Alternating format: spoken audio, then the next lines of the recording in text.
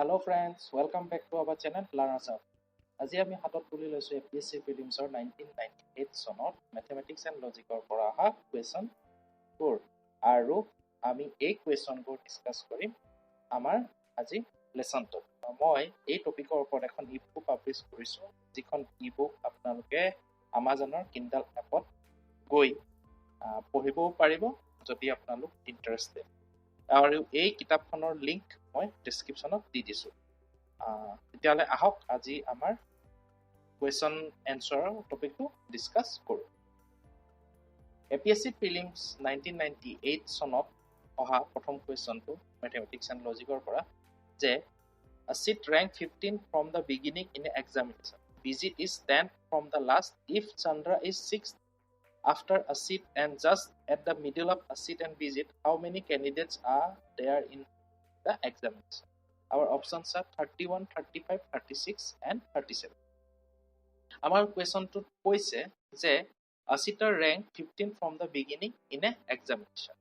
মানে a seater rank 15 হয় যদি আমি starting or beginning or ধৰো। মানে a seater আগত 14টা ষ্টুডেন্ট আছে। visit is 10 from the last, মানে visit হৈ গ'ল 10 নম্বৰ যদি লাষ্টৰ পৰা আমি কাউন্ট কৰোঁ। মানে ভিজিটৰ পিছত আৰু 9টা ষ্টুডেন্ট আছে লাষ্টত। if Chandra is 6th after a seat and just at the middle of a seat and visit, আৰু এজন ষ্টুডেন্টৰ নাম কৈছে হেজন হৈ গ'ল চন্দ্ৰা। চন্দ্ৰা হৈ গ'ল 6th from a seat, মানে 80ৰ পৰা 6 নম্বৰ, মানে 80 আৰু চন্দ্ৰৰ মাজত তেতিয়াহ'লে কিমানটা ষ্টুডেন্ট থাকিব? 5টা। আৰু কৈছে যে এই চন্দ্ৰাটো 80 আৰু ভিজিটৰ মাজত থাকে, মানে এটা মিডলত থাকে 80 আৰু ভিজিটৰ। তেতিয়াহ'লে কি হ'ব? 80 আৰু চন্দ্ৰৰ মাজত আমি পাই থৈছো যে কেইটা ষ্টুডেন্ট থাকে? 5টা, কাৰণ 80 ৰ পৰা চন্দ্ৰৰ পজিশন 6th হয়, সেইটো কাৰণে দুইজনৰ মাজত 5টা আছে। আৰু যিহেতুকে 80 আৰু ভিজিটৰ মাজত চন্দ্ৰ আছে আৰু 80 আৰু চন্দ্ৰৰ মাজত 5টা যদি থাকে তেতিয়াহ'লে চন্দ্ৰ আৰু ভিজিটৰ মাজতো 5টা ষ্টুডেন্ট থাকিব। আৰু ভিজিটৰ পিছত 9টা ষ্টুডেন্ট আছে বুলি আমি গম পাইছো। তো তেনেকে আমি এই ডায়াগ্ৰামটো বনাই ল'ব পাৰিম। মানে প্ৰথমতে 80ৰ আগত 14টা ষ্টুডেন্ট থাকে, 80ক লগাই 15টা, 80 আৰু চন্দ্ৰৰ মাজত 5টা, আৰু চন্দ্ৰ আৰু ভিজিটৰ মাজত 5টা, আৰু ভিজিটৰ পিছত 9টা ষ্টুডেন্ট, মানে টোটেল ষ্টুডেন্ট হ'ব 14 প্লাস 80 নিজে এটা প্লাস 5 প্লাস চন্দ্ৰ প্লাস 5 প্লাস ভিজিট প্লাস 9। যদি আমি যোগ কৰোঁ 14 plus 1 plus 5 plus 1 plus 5 plus 1 plus 9, total is 36. So the correct answer is 36, মানে examinationত 36টা student আছে। Our next question is, a man has to walk a distance of 180 km to go around his rectangular plot of land which measures 20 hectares. What is the difference between the length and breadth of the plot? Our options are 10 km, 18 km, 20 km and 24 km.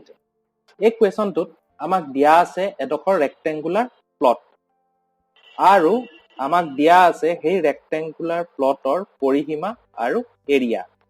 পৰিসীমা দিয়া আছে আমাৰ 180 kilometre আৰু area দিয়া আছে 20 হেক্টৰছ। আমাক উলিয়াবলৈ দিছে সেই ৰেক্টেংগুলাৰ প্লটটো লেংথ আৰু ব্ৰেথ। আমাৰ অপশ্যনবোৰ দিয়া আছে 10 kilometre, 18 kilometre, 20 kilometre and 24 kilometre. এই কুৱেশ্যনটো সলভ কৰিবৰ কাৰণে আমি এডোখৰ ৰেক্টেংগুলাৰ প্লটৰ পৰিসীমা আৰু এৰিয়া উলিওৱাৰ ফৰ্মুলাটো জনা দৰকাৰ। যিকোনো এডোখৰ ৰেক্টেংগুলাৰ প্লটৰ পৰিসীমা উলিওৱাৰ ফৰ্মুলাটো হ'ল 2 × L + B। L এ বুজায় লেংথ আৰু B এ বুজায় ব্ৰেথ, আৰু এৰিয়াৰ কাৰণে হ'ল L × B। লেংথ হ'ল L আৰু ব্ৰেথ হ'ল B। যিহেতুকে পেৰিমিটাৰ দিয়া আছে কিলোমিটাৰত আৰু এৰিয়া দিয়া আছে হেক্টৰত, সো বেটাৰ আমি হেক্টৰক কনভাৰ্ট কৰি দিম কিলোমিটাৰলৈ। তো আমি জানো যে 1 hectare is equal to 100 square kilometre. তেতিয়াহ'লে 20 হেক্টৰ হ'ব 20 × 100 is equal to 2000 kilometre so এতিয়া আমাৰ পেৰিমিটাৰ আৰু এৰিয়া দুয়োটাই কিলোমিটাৰ আহি গ'ল এতিয়া আমি এই ভ্যালুবোৰ যদি ফৰ্মুলাত পুট কৰো মানে perimeter is equal two 2 into L plus B ঠিক আছে ইয়াতে পেৰিমিটাৰৰ ভ্যালু দিয়া আছে আমাৰ 180 তো 180 is equal two 2 into L plus B ইয়াৰ পৰা কি কৰিম আমি L প্লাস B ৰ ভ্যালুটো উলিয়াই লম মানে L plus B is equal to 180 divided by 2 is equal to 90 kilometre so আমি L আৰু B ৰ যোগফল পাই গলো 90 কিলোমিটাৰ আৰু এটা ফৰ্মুলা আছিল আমাৰ এৰিয়াৰ কাৰণে area is equal to L into B তো এৰিয়া পাই থৈছো আমি 2000 কিলোমিটাৰ তো 2000 kilometre is equal to L into B so আমাৰ তেতিয়া হলে দুটা ইকুৱেচন পালো আমি L plus B is equal to 90 kilometre আৰু L into B পালো 200 কিলোমিটাৰ তো এই দুটা ইকুৱেচন আমি লগ লগাই যেনেকে দিয়া আছে ইয়াত তেনেকে যদি সলভ কৰো তেতিয়া হলে আমি ইয়াৰ এনসাৰটো পাম L is equal to 50 or 40 আৰু B is equal to 40 or 50 মানে সেম কিন্তু আমি জানো যে এডখৰ ৰেক্টেঙ্গুলাৰ প্লটৰ কাৰণে সদায় লেংথৰ ভ্যালু ডাঙৰ হয় ব্ৰেথতকে সো আমি ধৰি লম length is equal to 50 breadth is equal to 40 আমাক কোৱেশ্যনটোত সুধিছে লেংথ আৰু ব্ৰেথৰ ডিফাৰেন্সটো সো ডিফাৰেন্সটো কিমান হ'ব L - B is equal to 50 minus 40 is equal to 10 kilometer so 10 kilometer is our answer If a pencil is coded as RGPEKN and father will be coded as options are EJS, GTQ, HCVJ, GT, GPUIFS, DYRFCP.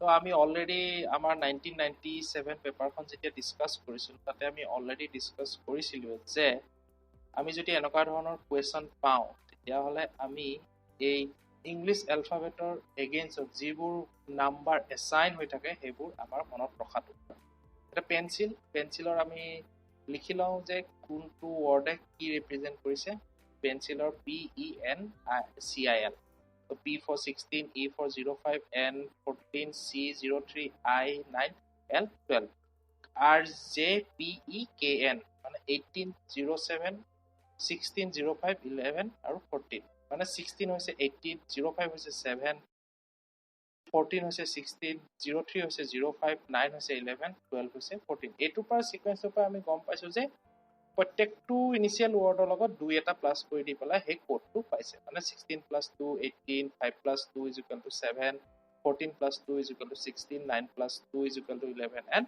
12 + 2 = 14 ঠিক তেনে ধৰণে আমি যদি আমাৰ ৰিকোয়াৰ্ড ৰিজাল্টটো কি হ'ব হেতু উলিয়াবৰ কাৰণে ফাদাৰৰ কোডটো প্ৰথমে লিখি ল'ব লাগিব ফাদাৰৰ হৈ গ'ল F for 06 A01 T20 H08 E05 R18 ইয়াৰ প্ৰত্যেকৰ লগতে যদি আমি দুই এটা যোগ কৰি দিওঁ তেতিয়াহলে আমি নাম্বাৰছবোৰ পাম 06 টো কনভাৰ্ট হ'ব 08 লৈ 01 হ'ব 03 20 হ'ব 22 8 হ'ব 05 হ'ব 07 and 18 হ'ব 20 আৰু এইটোক যদি আমি এলফাবেটবোৰলৈ কনভাৰ্ট কৰি দিওঁ 08 is equal to H 03 is equal to C 22 is equal to V 10 equal J 07 G 20 T so আমি কি পাই যাম H C E J G T so this is our correct answer our next question is in the renowned college there are 75 national level players in 3 different games 10 of them play all three football hockey and cricket 17 of them can play 2 games 5 of them play football and hockey 7 play hockey and cricket rest of players equal numbers of players play only football hockey and cricket how many play footballs এই ধৰণৰ কোৱেশ্যনবোৰত আমি van ডায়াগ্ৰামৰ কনসেপ্টটো লওঁ ইয়াতে কি হৈছে যে এখন কলেজত 75 টা প্লেয়াৰ আছে মানে টোটাল প্লেয়াৰ হ'ল 75 টা তাৰ ভিতৰতে 10 of them play all three তাৰ ভিতৰত তিনটা গেম আছে ফুটবল হকি ক্ৰিকেট আৰু এই তিনিটা গেমৰ 10টাই গোটেইবোৰ খেলে 10 of them play all three 17 of them can play 2 games 17টাই দুটা গেমে খেলে যিকোনো দুটা 5টাই খেলে ফুটবল আৰু হকি 7টাই খেলে হকি এণ্ড ক্ৰিকেট বাকি থকা কিটাই অকল মাত্ৰ যিকোনো এটাই খেলে হয় খেলিব ফুটবল নহয় হকি নহয় ক্ৰিকেট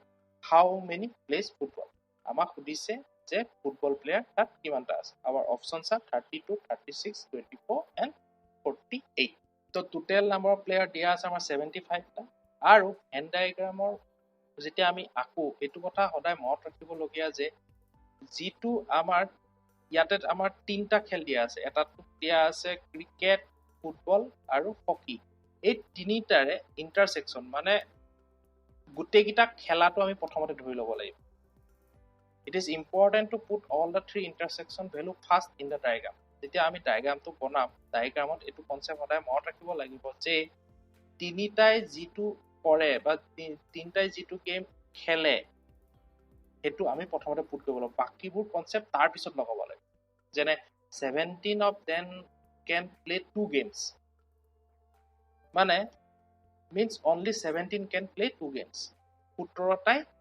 দুটাকে খেলে ঠিক আছে তাৰ ভিতৰতে আছে ফুটবল এণ্ড হকি খেলা 5টা হকি এণ্ড ক্ৰিকেট খেলে 7 তেতিয়া হলে ফুটবল আৰু হকি খেলা 5টা আৰু হকি আৰু ক্ৰিকেট খেলা 7টা মানে টোটেল কিমান হ'ল 12টা এতিয়া ফুটবল আৰু ক্ৰিকেট খেলা কিমান হ'ব 17 minus 5 plus 7 is equal to 5 মানে টোটেল দুটা গেম খেলা মানুহ আছে 17টা তাৰ ভিতৰত ফুটবল আৰু হকি দুটা গেম খেলা 5টা আৰু হকি আৰু ক্ৰিকেট খেলা 7টা টোটেল 12টা থাকিলে কিমান 17 পৰা 12 গুচি গলে 5টা মানে 5টাই তোমাৰ ফুটবল আৰু ক্ৰিকেট খেলে ৰিমেইনিং কিমানটা থাকিলে 17 75টা টোটেল আছিল 75 minus 10 টা আৰু 17 is equal to 48 এই 48টাই মাত্ৰ এটা গেম ঠিক আছে so 48 divided by 3 is equal to 16 16টা এনেকুৱা প্লেয়াৰ আছে যি ফুটবল হকি আৰু ক্ৰিকেট খেলে তো এনেকৈ ডায়াগ্ৰামটো বনোৱা হয় প্ৰথমতে ইন্টাৰসেকশনত আমাক কৈছে যে 10টো পুট কৰিব লাগিব ঠিক আছে তাৰ পিছত ফুটবল আৰু হকি খেলাৰ কেটা আছে 5টা তো 5টা ইন্টাৰসেকশনৰ বস্তুখিনি ভৰাই দিব লাগিব 5টা ফুটবল আৰু ক্ৰিকেট খেলা 5টা আৰু ক্ৰিকেট আৰু হকি খেলা 7টা এইকেইটা ভৰাই দিলো একটা ভৰোৱা পিছত আমাক কি দিছে ইন্ডিভিজুৱেলি কিমানটাই খেলে 16টা সবে খেলিব মানে ফুটবল 16টাই ক্ৰিকেট 16টাই আৰু হকি 16টাই তো আমাৰ ডায়াগ্ৰামটো ক্লিয়াৰ হৈ গ'ল এটা ডায়াগ্ৰামটো পৰা চাব লাগিব ফুটবলত কি আছে বস্তু ফুটবলত আছে 16 5 10 plus 5 is equal to 36 যদি আমাক কোৱেশ্যনটোত সুধিলেহেঁতেন ক্ৰিকেট তেতিয়াহ'লে আমি 16 5 10 plus 7 লিখিলো ইয়াত আমাক সুধিছে ফুটবল প্লেয়াৰ ফুটবলৰ লগত সমজনস্য থকা 16 5 10 5 is equal to 36 so correct answer is 36 our next question is the age of Ashok Deepak and Ramu are in a proportion of 3:5:6 if difference between the age of Deepak and Ramu is 5 years the age of Ashok is our options are 25 30 15 20 কি কৈছে আমাক যে Ashok Deepak আৰু Ramu এজৰ proportion to ratio to হল 3:5:6 আৰু এটা কৈছে if difference between the age of Deepak and Ramu is 5 years the age of Ashok is যদি age of Deepak Ramutke 5 বছৰ বেছি হয় বা কম হয় ডিফাৰেন্সটো কৈছে এতিয়া এই Ashok Deepak আৰু Ramu ইয়াতে Deepak 5 আৰু Ramu 6 দিয়া আছে ৰেশিও মানে কি Ramu ডাঙৰ হয় তো Ramu age minus Deepak age is equal to 5 the age of Ashok is মানে Ashokৰ age উঠিছে 25 30 15 20 মানে আমাক দুটা ইকুৱেশ্যন দিয়া আছে আৰু এই দুটা ইকুৱেশ্যন মিলাই পেলাই আমি Ashokৰ এজটো উলিয়াব লাগে আমি ধৰি লওঁ যে Ashokৰ এজ 3x Deepakৰ এজ 5x আৰু Ramuৰ এজ 6x কিয়নো তেওঁলোকে ইন দা ৰেশিও 30:5:6 আছে. If difference between the age of Deepak and Ramu is 5 years. Ramu আৰু Deepakৰ মাজত age difference হ'ল 5 বছৰ. মানে ৰামু ডাঙৰ হয়, মানে তেতিয়াহ'লে 6x minus 5x is equal to 5. তেতিয়াহ'লে x ৰ value is equal to 5. আৰু আমি পাই থৈছো যে অশোকৰ হৈ গ'ল 3x, so 3 into 5 is equal to 15. So the correct answer and the age of Ashok is 15. Our next question is, a frog is at the bottom of a 30-feet well. Each day he crawls up 3 feet, he skips back 2. At that rate, the frog will reach the top of the wall in 10 days, 15 days, 20 days, 30 days. ইয়াত আমাৰ কুৱেশ্যনটো হৈছে এনে ধৰণৰ, এটা ভেকুলীয়ে এটা কুঁৱা 30 fit কুঁৱাত সোমাই আছে আৰু সি প্ৰত্যেক দিনাখনে each day he crawl up 3 feet, প্ৰত্যেক দিনাখনে সি 30 ফিট জাম্প মাৰে আৰু স্লিপ বেক হয় 2 ফিট। প্ৰত্যেক দিনাখনে 3 ফিট মাৰে আৰু 2 ফিট স্লিপ হৈ যায়, মানে টোটেল কি 1 ফিট সি আগবাঢ়ে daily. The fog will rich the top of the wall in কিমান দিনৰ পিছত সি কুঁৱাটো পাৰ কৰিব। ঘপককে ভাবিবলৈ এনেকুৱা লাগে যে প্ৰত্যেক দিনাখনে সি 1 ফিটকে যায়, তো 30 ফিট যাবৰ কাৰণে 30 দিন। তেনেকুৱা নহয়। কিয় নহয়?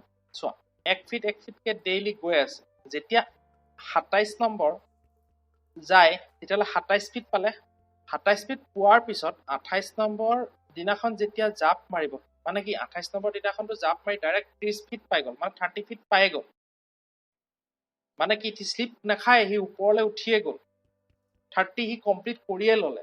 27 দিনত 27 ফিট গ'ল আৰু 28 নম্বৰ দিনাখন সিটো 30 ফিট জাপ মাৰিলে, সি এণ্ডটো পাই গ'ল, তো সি স্লিপ কৰাৰ প্ৰশ্নই নুঠে। সেইটো কাৰণে এইটো কুৱেশ্যনৰ এনচাৰ হ'ব 28 days.